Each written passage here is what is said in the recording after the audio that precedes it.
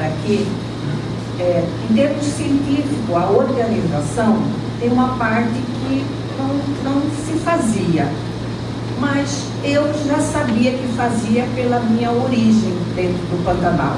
Como que era administrado uma terra, quando que ia pegar determinado gado, passar para outro lugar, onde poderia se ver melhor peixe, pescar. Então, eu sabia que existia uma forma, vamos dizer, empírica de administrar um espaço, que não era igual de fazendas fora do Pantanal. Era um outro, tinha uma outra forma. E isso daí, na medida que eu saí, que eu fui estudar, sempre eu tive esse interesse de como administrar. Mas depois que eu vim para a universidade, eu fui contratada, eu fui buscar conhecer de forma científica aquelas coisas que eu tinha na cabeça. Mas isso você leva tempo, né, para construir uma parte científica. Aí eu tive a oportunidade, junto com a Mupa e o Edler, de colocar isso, né, no papel e experimentar, ver se isso fazia sentido.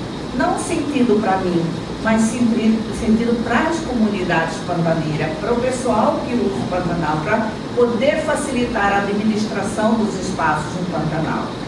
Então, isso é que eu vou apresentar hoje para vocês.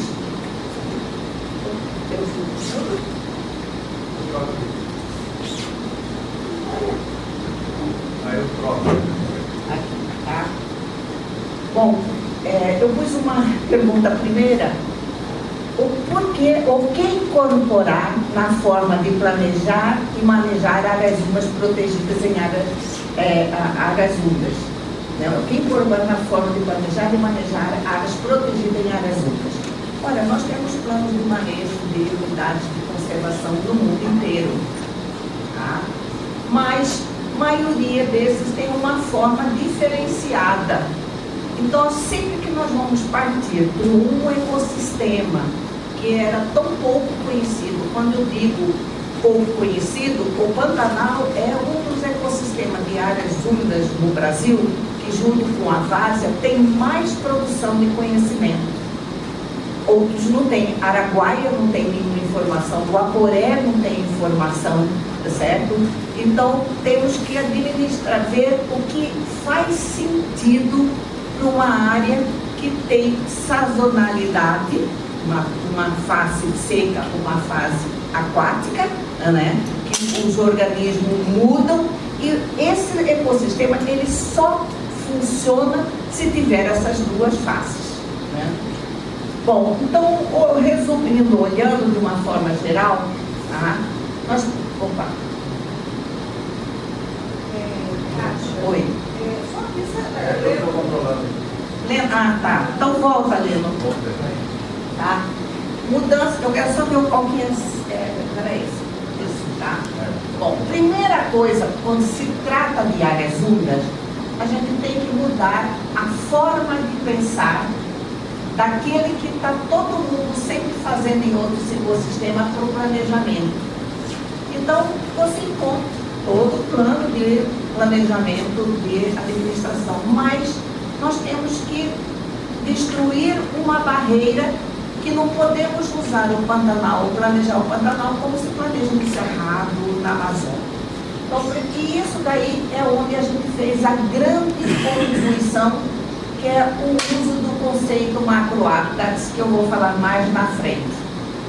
Bom, outra coisa, hoje em dia não dá mais para você trabalhar sem incorporar tecnologia. Então, utilização de ferramentas geoespaciais avançadas, com sistema de informação, sensoramento remoto, para planejar e gerenciar essas áreas com precisão. Isso permite uma análise em tempo real do que está mudando na paisagem. Nós estamos passando por um período totalmente do que a gente estava acostumado. Mas nossos antepassados, pantaneiros, Lacre, 60, 40, 50, 60 anos atrás, viu o Pantanal como está acontecendo hoje. Só que nossa geração não viu, nem sabe, né? E não tinha mídia para registrar naquela época. Bom, então isso daí é muito importante porque permite-se análise de tempo real na paisagem, na biodiversidade e facilita respostas rápidas. Outro, no Pantanal você não tem acesso em todos os ambientes. Você chega, você está bem ali que eu quero ir, mas aqui não entra cavalo, não entra canoa, não dá para você ir a pé, né? Então você só fica querendo ir lá. Então aí entra a tecnologia para mostrar onde tem lugares semelhantes que você tem acesso, você incorporar. Bom, outro é a questão gestão adaptativa. Então, qualquer plano hoje de manejo, a gestão adaptativa é importante. O que é a gestão adaptativa? Num ecossistema tão complexo e com essas variações que nós temos, tudo que eu estudei na minha vida foi o Pantanal comunitário. Então agora eu tenho que incorporar, certo? Ter uma gestão adaptativa do que tem uma outra situação. Então o gestor não pode ter medo de falar, eu preciso do plano B. O plano A não está funcionando. Tá. Eu também falando disso. Vai. Então, o que é o macroatlas? É a menor unidade na paisagem, numa classificação de áreas únicas, e que importante é a dinâmica e hidrologia. Então, o primeiro ponto é a hidrologia. Tá? Normalmente, mapas de vegetação vêm pela planta, mas ela passa por vários gradientes hidrológicos. Mas esse não, nós vamos primeiro para a hidrologia. Pode ser até que a resposta seja a mesma planta, mas é a hidrologia. Depois o parâmetro físico, que às vezes uma área, por exemplo, de Carandá, você vai ter de Barreiro, é diferente, você indica porque você já sabe que ele tem um solo diferente. E depois a estrutura botânica. Tá? De que forma planejar áreas úmidas pode ser considerada inovadora? Bom, primeiro o Pantanal é um complexo, isso que o cientista fala complexo. Se é complexo, tudo que é complexo na vida da gente, você tem que quebrar em unidades menores, né? Até um sofrimento nosso, sabe? Você tem que quebrar, de identificar todos os pedacinhos que está causando aquilo para você resolver um a um. Então é a mesma coisa quando é um complexo. Então eu tenho que chegar em unidades menores e não falar o Pantanal todo isso. Não tem plano idêntico para todo o Pantanal, porque tem muitas unidades diferentes, tá? O pantaneiro tradicional, ele já sabia reconhecer essas unidades e que isso facilitava o seu trabalho de campo. A mesma coisa acontece com os indígenas. Ele sabe a administração do lugar, ele sabe onde que busca cada coisa, e ele fala para o outro, vai lá em tal lugar que ele tem o nome, né? E pegue do Pantanal, atrás do Capão lá de Aroeira, você vai, passa o campo de não sei do que, passa o brejo de não sei do que, então ele está identificando o espaço, né? Bom, então isso nós aplicamos em restauração, né? E também o plano de manejo lá do Sesc Pantanal. E também trabalhamos 4 fazendas para identificar a perda de áreas de pasto nativo para arbustais. Então, quais foram os benefícios obtidos a partir das suas ferramentas? Primeira coisa é que aparece a diversidade de ambientes. Então, se nós vamos falar principalmente de uma unidade de conservação, de uma área de proteção, nós sabemos que diferentes ambientes podem agrupar diferentes organismos. E muito daquele que passava desapercebido para a gente, ele poderia ter esse tipo de organismo. Por exemplo, quem é de Corumbá sabe que naquela morraria tem um caramujinho compridinho. Se você vai na maioria a parte do Pantanal, não tem. Mas tem ilhas pequenas, às vezes do tamanho desta sala, tá? Que tem as plantas, para ele, por exemplo, lá. Bom, a explicação é a história geológica passada, mas está lá. Então, um espaço precisa ser reconhecido porque ali tem uma coisa que é importante, tá? Bom, então eu lembro isso. Primeiro, o facilitador é propor os planos de manejo que deve ser diferenciado entre os macroáreas. Então, o plano de manejo do Parque Nacional do Pantanal, o plano de manejo da RPPN Sesc Pantanal, o plano de manejo aqui do Rio Negro, sabe, outros, eles vão partir do mesmo princípio de concepção, mas cada um vai ter um resultado. Próximo. Então, o que desafia nessa metodologia?